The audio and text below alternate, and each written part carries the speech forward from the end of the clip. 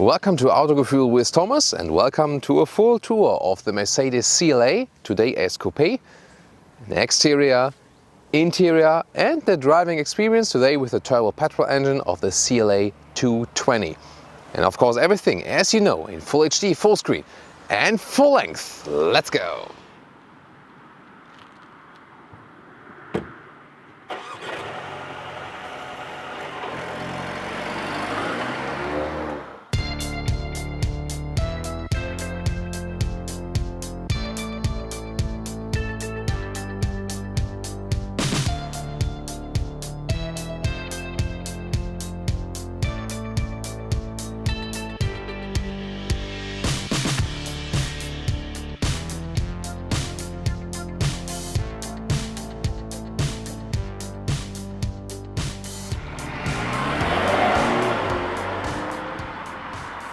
In the front you can already see this very sensual design of the Mercedes CLA, and that's also the main selling point, the design. However, the predecessor generation to me looked a little bit more fluent and sensual in design.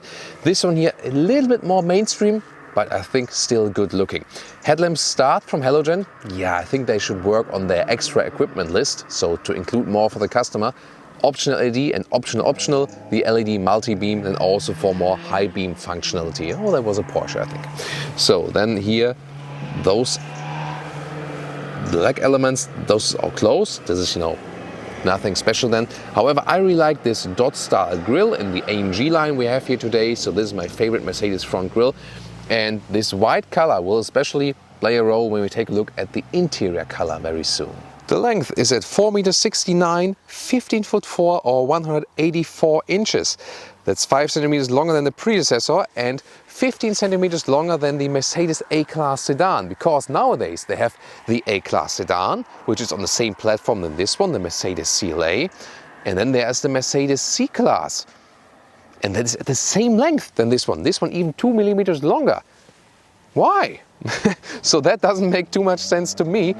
Well, it is how it is. And the design, well, that's not a Porsche, it's a Jaguar F-Type. Think of V6, but that one already has a good sound. So the roofline right there, pretty central. Here again with this typical CLA ending, coupe style, 4-door of course. Also frameless doors, that's also special with this car. So yes, still a very central choice. The biggest wheels are those 19-inch, optional, also AMG style. I think, will they still work? Well, we have the adaptive suspension here. There's base suspension, 15mm lower sports fixed suspension, and then adaptive suspension. We have the adaptive one today, which is also the best, definitely. We'll tell you more about the comfort if it still works with the biggest wheels. And of course, then, panoramic roof available also in need today, and strong shoulders in this part, but everything with a round design. That's also what they're doing at the moment at Mercedes.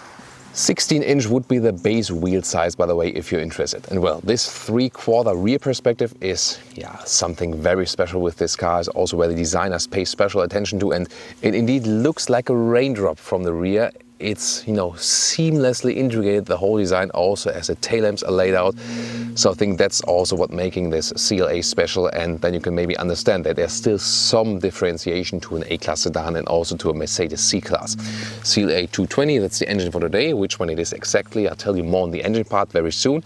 And 4Matic, this one is also available with the all-wheel drive. That's always front plus rear on demand. One design flaw there is, we all agree on that. Fake exhaust tips here, and they are pure fake. This is just pure cosmetic, and there's nothing on the inside. The exhaust underneath, they do that nowadays for packaging reasons, for that they can put the particle filter somewhere, that they can also maintain a same design on the rear no matter of the engine. But come on, then just leave out the fake exhaust tip, make it with a nice chrome line here, and that's it, and it will be as beautiful, designers. Or what's your take on that? Yeah, and since this one here is a design object, it also gets one more perspective here, straight 90 degrees from the rear. So, do you like the design overall? Let's discuss it in the comments. Now to engines. The CLA, by the way, also built in Hungary. Then 180D, 1.5 liter, 116 horsepower, 200D, 2 liter, 150 horsepower, 220D, 2 liter, 190 horsepower, all front-wheel drive. And then the petrol side, CLA 180, 1.4 liter with 136, CLA 200, 1.4 liter, 163, The small ones are the Renault engines, and the 2-liter ones, diesel and petrol, are Mercedes, like this one, the CLA 220, 2-liter 4-cylinder engine, 190 horsepower, optional with all-wheel drive, like we have here today. Acceleration figure here is about 7 seconds. Then there's the CLA 250, 2-liter 4-cylinder, 225 horsepower, had that last time, 6.3 seconds. And then of course the very strong ones, the AMGs, the 35 AMG, that one then with 306 horsepower, and the 45 the 45 AMG with 387 horsepower or 421 horsepower in the 45S. Whew, that's a little much for this displacement, but I think the one we have here today is actually quite decent as for this perspective. Oh, that's hot. Can't touch this.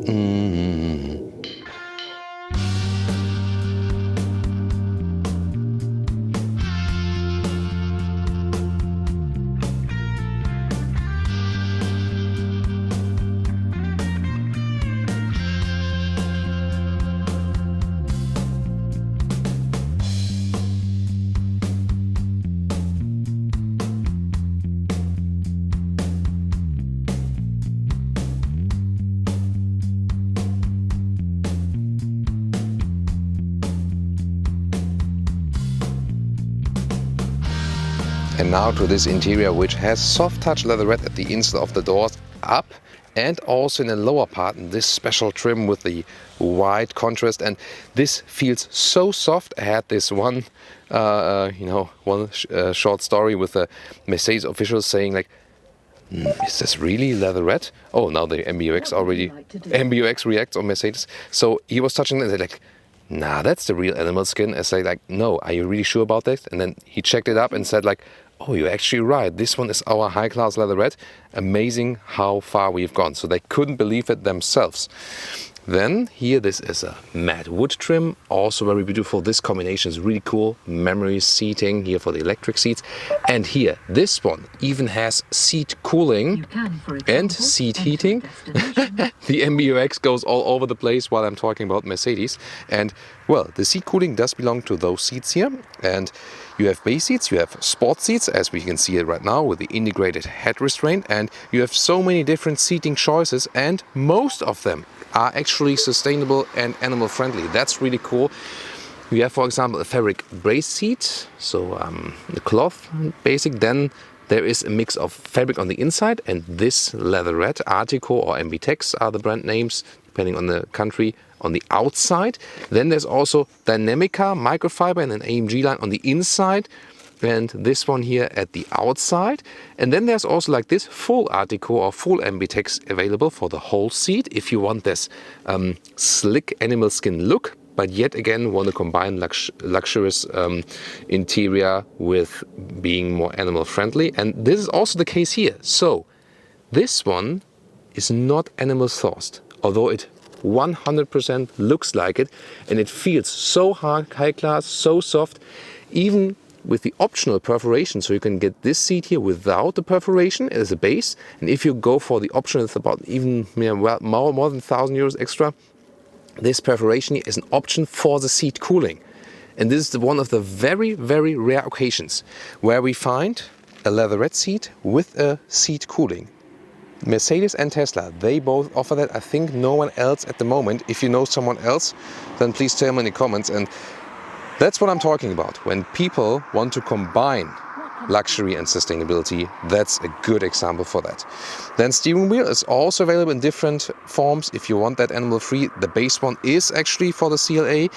Then this one at the moment is animal skin, but you can also get the other one if you like, and you can also get one with microfiber, better dry grip on the side, or one also with total microfiber, but I'm not sure if you can only get it for the AMG, but also for others. Gotta talk to your dealer for that, because this one is already the sporty form, but not the sportiest. Always when I talk about Mercedes, the MBUX voice recognition gets activated. I'll soon show you more about that. But definitely, I mean, this first look, so impressive what they've done here in a compact platform car with the interior. Getting inside is fairly easy, and you have a quite sporty seating position indeed. So yeah, and this also feels more like compact size vehicle, also in the space in the front. So in the mid-size segment, although this one's the same length than the C-Class, I think you have a little bit more space and a little more seating area. However, you have about 5 centimeter more shoulder room than in the predecessor CLA, because remember, the whole car, the whole track is also 5 centimeters wider, and that also transfers to the interior, so better than in the previous generation. Seat here has the electric adjustment on the inside of the doors. I can do that well at the moment, and the steering wheel, yeah, with the manual adjustment, but very smooth process, and also, you know, very well adjustable, so that's pretty cool.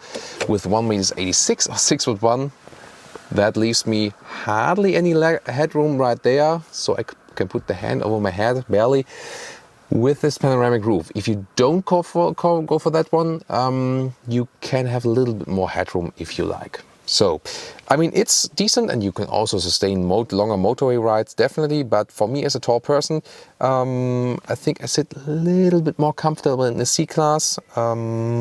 Yeah, or for example in the Mercedes SUV. But then again, if you're a little bit smaller, that won't be such an issue. And I want to show you one cool trick already. Hey Mercedes! How can I help you? Open the sunroof. I'm opening the roller sun blind on the sliding sunroof. Yeah, magic. But for the real opening, for security reasons, you have to then do it yourself. And that is right here. And then you have some fresh air right there. Now look at that. That really has still a wow factor. Here also the other A-Class cars. You would start with 7-inch screens on both sides. Optional then the bigger one, 10.25 on the right side, and optional 2 times 10.25 inch, and then you have this going through design, so that looks pretty fancy. Also then those, you know, round vents here, they are design highlight. This is black piano lacquer, I don't like it that much, but cool. For example, this perforated structure right here on the right part. Then again, matte wood is being used right there, high class, and leatherette on top of the dashboard. So the build quality, again, fantastic. Shifting pedals if you like it, but the dual clutch transmission usually does all the good job. Left side with your thumb here, you can use this small black pad and then control the instruments right there.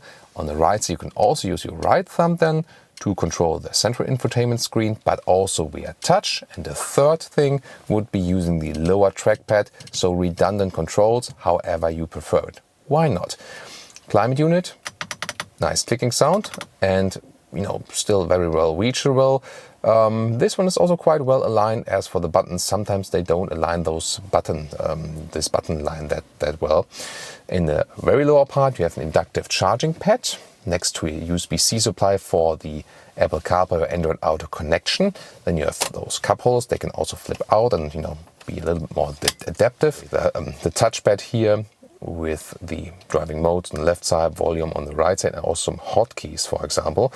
And then you also have this flipping out middle console, and then some space underneath. 2 USB charging points, just for charging, not for connecting. And those digital instruments, as I said, you can switch them around a little bit. That's always nice to show you here in styles and display. For example, you can also switch to a sports gauge, so you're pretty flexible as for that. You always have to go back to the main menu then for that. However, that's maybe a little bit annoying. Or here the progressive is also pretty clean and nice.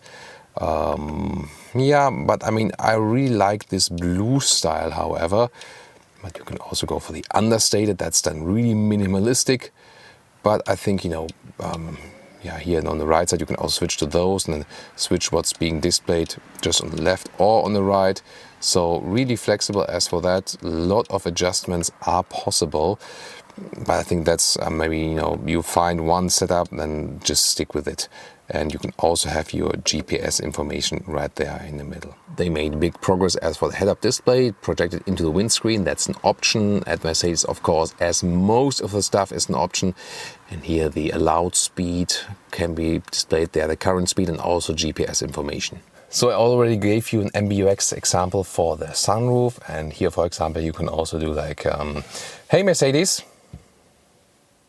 Hey Mercedes. How can I help you? Please drive me to Berlin. I am starting route guidance to Ebertstrasse, Berlin. So using it for the GPS input, for example, quite frequently, so that's working very well, or for weather, or even changing the temperature, that all works. And again, touch screen control, that is possible, browsing through the main menu. So when I connect my phone, there it is. This is also now with the new iOS, which has a little bit different layout than here now of the CarPlay. Also here with direct map access and this optional sound system here as really good sound, nice surround sound. Can just recommend it if you want that. So really very nicely done also for this segment right there. And Android Auto is of course also working. You can always get back to this home screen right there. And this comfort feature, by the way, energizing comfort, so the seat kinetics, they adjust the seat a little bit so you have some variation while driving. That's, I think, a nice idea. And one more close-up for the GPS I also want to show you. And I can, for example, also just press the hotkey in the lower console to get to the map again. So here you can zoom in and out, and the CPU is actually also quite powerful, so that works, but it could be a little bit more responsive. It always depends a little bit on the web connection as well. And what about the rear view camera? Right there, great resolution. You also have this fake drone view from above, and then also those adjusting helping lines. That's also pretty cool.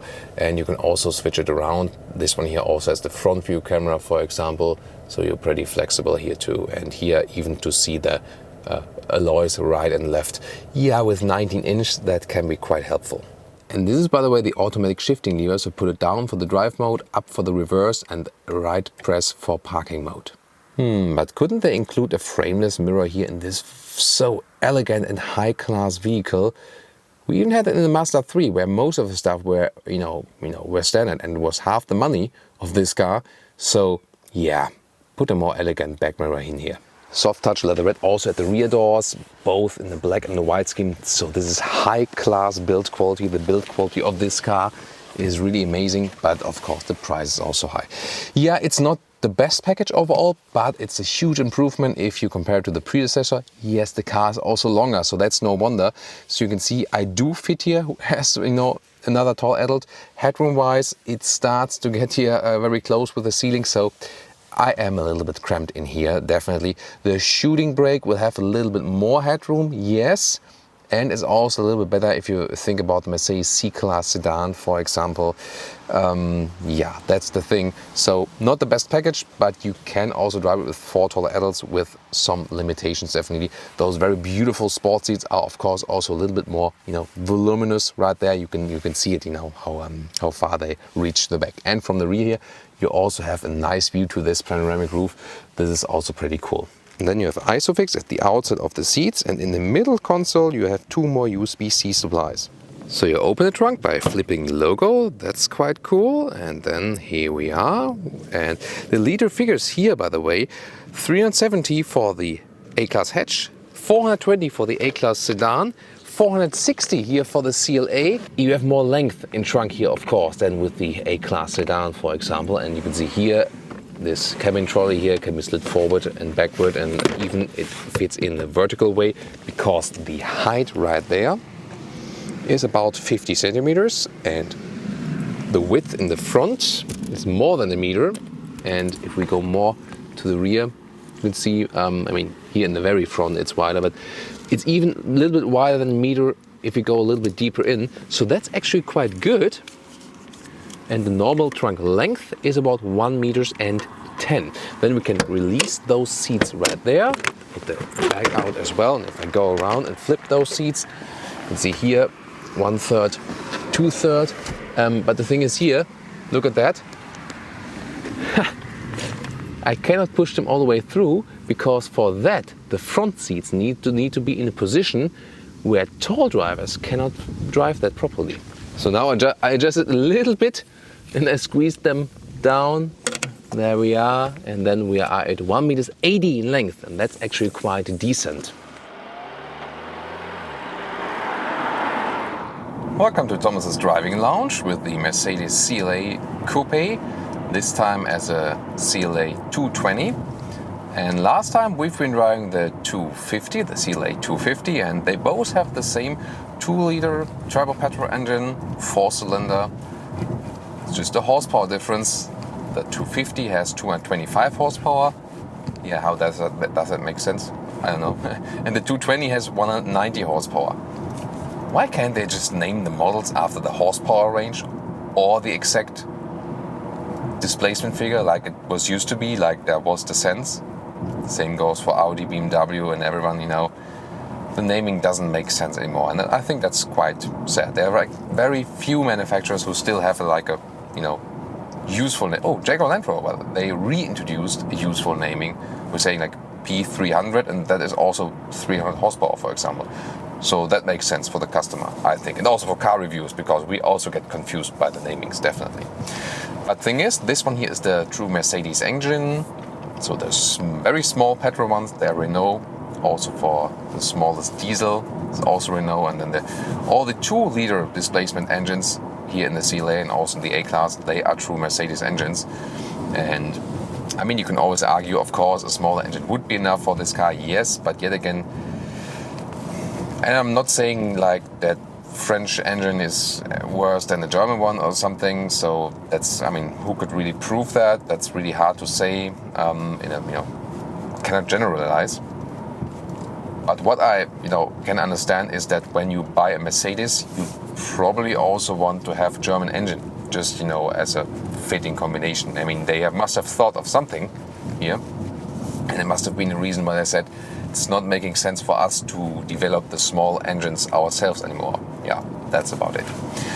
So, and since this one here also is all-wheel drive, you can also take some comments on that. And both of those, actually, the 220 and the 250 CLA, are optionally available with all-wheel drive. The 35 AMG and the 45 AMG are always all-wheel drive, so front plus rear, here on demand. So, and you don't have to go for it. Also, it does not change the acceleration figure. So this car driving here right now is about 7 seconds, 0 to 100 kilometers or 62 miles an hour. And the 250 is about 6.3 seconds, so there's like a little more than half a second acceleration difference. But yet again, I always say, when you have the choice for a car, get the one with the biggest displacement, but with the lowest horsepower output. That's the more, that's the best durability for the engine, that you have the displacement, which is like the basic character for the engine, and more displacement does not mean higher consumption. Sometimes it's the other way around. I told you also last time in the Mazda 3 review that this downsizing trend is just something that is done due to the regulations and not because it makes sense. And yet again, we do favor engines that are more economical, definitely, of course. And when it's not tuned up to the most horsepower, like, in the 45, I mean, getting like those 400 horsepower plus from a 2-liter engine, I don't know. What about you? So I think it makes more sense in a more also, if you think long term, to get a reasonable power output out of a reasonable displacement. And I think that's the case here with this very engine, 2-liter of displacement and 190 horsepower. So if you ask me, for this very vehicle, I would probably end up buying exactly this engine. And I think the difference is also not too big to the 250. Yeah, I mean, you have this little bit different horsepower tune, and if you really accelerate 0 to 100, you will notice it. But in most of the situations, it doesn't make too much of a difference. So you can also save some money and stick with the 220. Also, if you ask me all-wheel drive, yes or no, I would probably say, it also doesn't make too much of a difference, because when you pick the all-wheel drive, there is no difference in acceleration figure, and the reason for that is, high horsepower performance cars, when they have either front wheel or rear wheel drive, or even just rear wheel drive or all-wheel drive, then it does make a difference, because it's about traction, the grip the tires have. But this power region here with 190 horsepower is not a region where it's about that you need more grip at the other axle. So you can bring all the power to the ground with this 190 horsepower, even just rear the front wheels. And in most situations, you won't feel a difference. And even if you have the all-wheel drive, it's front plus rear, so also some torque than on the rear wheels. However, it doesn't change the basic driving characteristics. It will still be front wheel biased. And this is also a difference, for example, to the Mercedes C-Class, which has the rear wheel driven platform. So, about that acceleration, 50 kilometers to 100, let's go.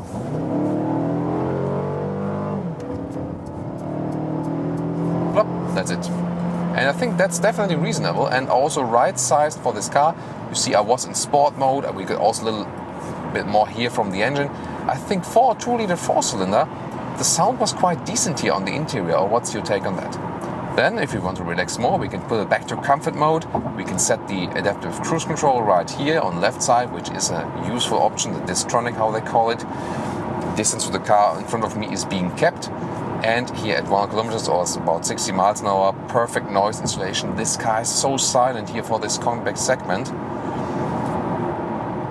And also at higher speeds. You know, in the CLA 250 review, we also had maxed it out on the motorway. So compare that if you like. At a later stage, we also have a different color there and some different landscape surrounding, always enjoyable to watch. And there they also, had a very good noise insulation even at the very high speeds. So also it has a good wind, coefficient. So it's, really stands well in the wind. As for the aerodynamics, that also helps with noise insulation. So you really feel at home on the motorway, although it's a compact vehicle. At some point when you're tall, as me, then you do have a little bit more comfort in either SUV-style cars when you sit more upright, or then also in a segment above, so a mid-size segment would be above. However, I told you earlier, size-wise, this is mid-size. However, I sometimes find the seats in the C-Class maybe a little bit more comfortable, but just a little bit. But also in general not with Mercedes. So tall people will feel a little bit more at home in a Volvo, for example, or in a Volkswagen than in the Mercedes. But if you're not as tall as me, it won't be such a problem. So definitely also great motorway. Then back to the sports mode, we're going to this roundabout, see how the steering also reacts. And as for the suspension, which is the optional adaptive suspension here today, here I would like if I would steer maybe a little bit less here, but it's still okay, natural driving feeling, get out. The suspension gives me enough feedback here in the sports mode. Wow, nice accelerating out of the corner. Although I'm missing a punch from the rear definitely, so that would be better in a Mercedes C-Class, where you accelerate out of the corners with a little rear torque, of course, rear wheel bias, even if you have the all-wheel drive, and that gives you, better drive out of the corners. However, the driving handling here is really nice. So you feel the car is light, compact, very well to handle. You're in perfect control all the time. So that is very well balanced, very well done. And you don't necessarily need an AMG version, because here when you're in the sport mode, you still have a good compromise for the adaptive suspension, that you have sportiness and comfort at the same time. When you go to the comfort mode and just have a longer motorway ride, you can have even more dampening comfort. So I would always go here either with the base suspension if you want to save some money, if you don't want to spend so much money on the CLA, or then if you tend to invest a little bit more in this car, then go for the adaptive suspension, not for the fixed sport suspension, because most people, I think, might want to enjoy this, this mix of comfort and sportiness for that. Instruments are also clear to read, but most of the time I'm looking at the head-up display anyway. So yeah, the steering could be a little bit more progressive. That's always what we say when driving the Mercedes cars. You have to steer a little bit more. Yet again, then it doesn't appear like it would be an arcade feeling, so then the steering feel is a little bit more natural. So overall, it's definitely nice. The assistance systems work very well. Maybe you at some point also saw the red triangle flashing there in the side mirrors for the blind spot monitor. Let's see, maybe where I can put myself right next to the car there. Then let me overtake again. Sports mode. I wonder that in sports mode the start-stop function is not deactivated immediately. That's strange. Those transporters quite often accelerate really hard. So let's see. Now I put myself in the front again, and probably the transporter would like to overtake me once again. Or maybe someone is coming from behind.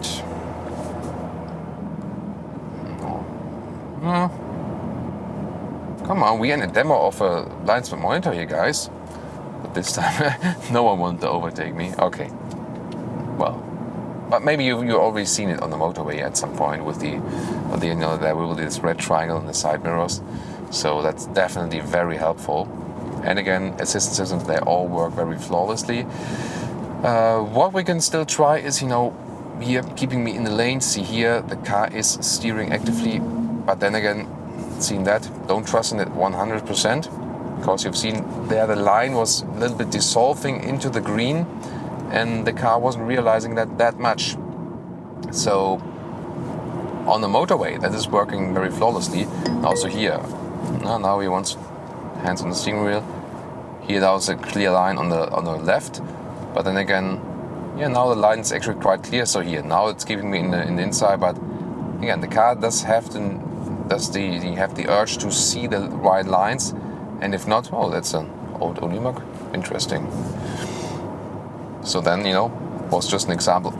You're still responsible, you know, with those level 2 assistance systems. And this is, you know, the lane keeping assist when you have the ACC set. So there's also this other assistance system that when you don't have the ACC set and when you tend to get off the road, then there is this braking intervention, and that's something I don't like that much. So let's see if we can induce that. So for example here, when there's a line and I try to get off the road, see here, no, it wasn't setting in. Yeah, it's probably also more on the motorway, but we experienced it before, that the car then uses braking intervention, not steering intervention, to get you back in the lane. And that's something where you sometimes get like, whoa, my heart. So I like better, a little bit better with the other manufacturers who do it with the steering intervention like this car does when you have the ACC set. Yeah. So power-wise, again, you definitely have enough. This one should be the engine to go for. You can have fun, but yet again, you can also let it just roll and drive slowly. As for the fuel economy, you can, of course, when you really hammer it, then it's quite sensitive to hammering the throttle, this engine, definitely. But if you keep it steady and calm, you can also score something around 7 liters on 100 kilometers. So around 30 mpg US and about around 40 mpg UK. Depending on the driving situations, if you use it more in the city or you hammer it a little bit more, then it will rather be more than 7 liters or then less than 30 mpg US or less than 40 mpg UK. So fuel consumption is not the best with this engine. That was, for example, better with the Mazda 3 we've recently been testing, but we cannot compare the performance that much. I mean, even like to this one here is about 7 seconds, and the Sky Active X in the Mazda 3 was about 8.5 seconds in acceleration, so definitely slower. Here, of course, you also have the turbo, which sets in and gives you a good boost. On the one hand, I like the naturally aspirated engines because they have a linear power output. On the other hand, this turbo gives you some more comfort in everyday driving life, because if you see, oh, there's like a motorway, you need to do an acceleration, overtaking of a truck or something, then you always have the turbo power, just floor it out, don't pick the driving mode first or so, and you'll be just fine. The automatic gearboxes they're using here in the compact models, by the way, are dual clutch transmissions, and they are really flawless, and there are hardly any transitions between the gears, you hardly feel it. Of course, when you're in a sport mode and accelerate a little bit harder, then it's also intended that you feel that the gear is being changed. Other than that, they try to keep it rather smooth and you don't really realize that it's doing that. Here again, over some bumps, and adaptive suspension is evening it out very well. Sometimes, when you also have some rolling, it feels so soft with this adaptive suspension without much body roll. That's interesting. That you sometimes think, that's so good. That's maybe even a little bit air suspension like. Really cool. So, with this good noise insulation and this elaborate interior, dual horizontal screen there, head-up display, cooled seats on the sustainable leatherette surface, then also the soft leatherette here at the inside of the doors where I put my arm here, for example. the voice input, all those luxury features I have, then this really very comfortable adaptive suspension, you literally feel like being in a small S-Class. And I think that's definitely a big compliment for a compact size vehicle. The limitations again are somewhat the seating space, so that will not be an issue if you're smaller than me. If you're as tall or taller than me, then it might make sense to think about, take a test ride either in a C-Class, see if the comfort is a little bit better for you then, or maybe then in the counterpart SUV, which would, platform-wise also here like a Mercedes GLB, the new one. Yeah, of course it doesn't look as fancy at this one, so that might not be a competition project for you. But seating-wise, it will be more comfortable, for example. So always when you have lower back problems, the SUVs can make sense. And there is this big SUV discussion at the moment, especially in Germany, saying like SUV are the evil cars and nothing else. But the thing is, if you think about most SUVs that are bought at the moment are small and compact SUVs. And SUVs also quite often on the very same traffic space have more interior legroom, for example, where you can drive with more people. And also the consumption due to the other building form is quite often only like half a liter more on 1 kilometer or something. So it's not that much of a difference. I think we rather have to talk about, like the length of the vehicle, which traffic space are you taking and how many people are inside? Does it make sense? Or maybe like tax cars after the overall length, for example. But we cannot say like SUV is evil and the sedan not. Well, that doesn't make any sense. That's just this emotionally ridden discussion, with some good thoughts, for environment and people's safety, but it's without any, knowledge how the car market is working. So back to this car here, which is, definitely a sedan. We can say calling it coupe is marketing. Yes, definitely. It is the official name, so we also use it. And also to differentiate it, coupe versus shooting brake. They will drive the very same, by the way, so you don't feel if you're driving the coupe or the shooting brake. Same length, same wheelbase and so on. Same car, it's just that the rear trunk build is a little bit different. But here, such a flawless driving feeling. Again, for tall people, it could be a little bit more comfortable. As for this, seating space you have available, that's maybe the only thing I can, find negative about this vehicle. Yet again, I'm so happy about those high-class, sustainable leatherette seats, which are also cooled. This is really amazing, for example, and all of the comfort features I have here. So this is probably the compact vehicle that feels the most elaborate, the most exclusive, the most high-class. Both exterior design and especially when you sit here on the interior. So it is super expensive, yes. Starting at about 30-something K in Germany with a base model, and then the AMG models are of course double or more than double the price. But even this year at 220, you can easily get past 50 or 60,000 euros. So you can also double the price with a non-AMG model with all those extras.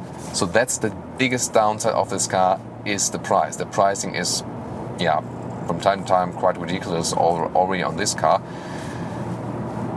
It's maybe just that some other cars are even worse in pricing at Mercedes, so you pay for the other cars even more. So that's maybe the only thing that is, getting us back to the CLA. But at least if you compare it to some other expensive vehicles, when you drive this one, you really believe it's an expensive car. You can get it. Maybe also explain why. So that collects your thoughts maybe a little bit more again. So overall, a very impressive ride for a compact size, compact platform vehicle. Yet again, we have to remind us always that the length is already mid-size.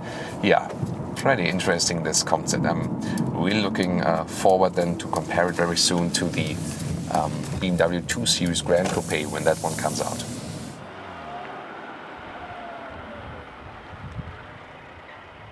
And now to our conclusion for today with the new generation of the Mercedes CLA and driving the CLA 220. Well, exterior, it has been changed a little bit. Definitely, it's, let's say, not as central and as unique as before. I think the first generation was, a little bit more screaming out, but maybe now also a little bit more likable. On the other hand, I think it's also a matter of preference. Definitely, it still has this design focus that it differentiates to the A-Class sedan and the Mercedes C-Class. However, in length, yeah, it's longer than the A-Class sedan, but the same length as the Mercedes C-Class, so I'm not really sure if that's making any sense.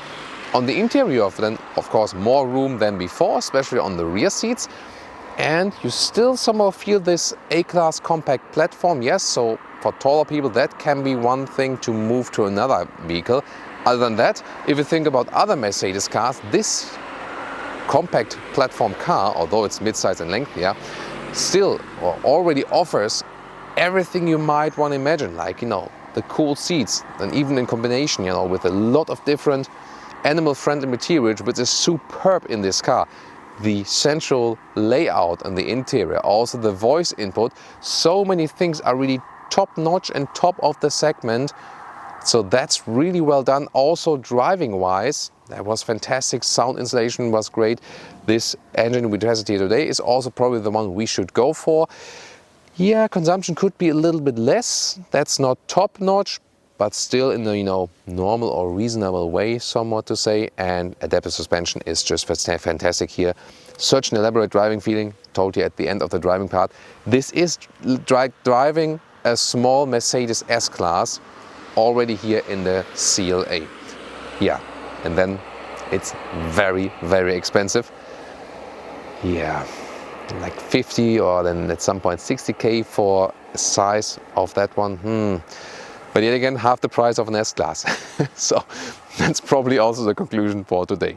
Thank you so much for tuning in to this review. Hope you also check out our other Mercedes CLA review and also the performance versions of the A-Class. So different reviews you can all check out or compare it to a Mercedes C-Class if you're interested in that. And definitely tune in to our very next review. Please subscribe if you haven't done so far. See you next time.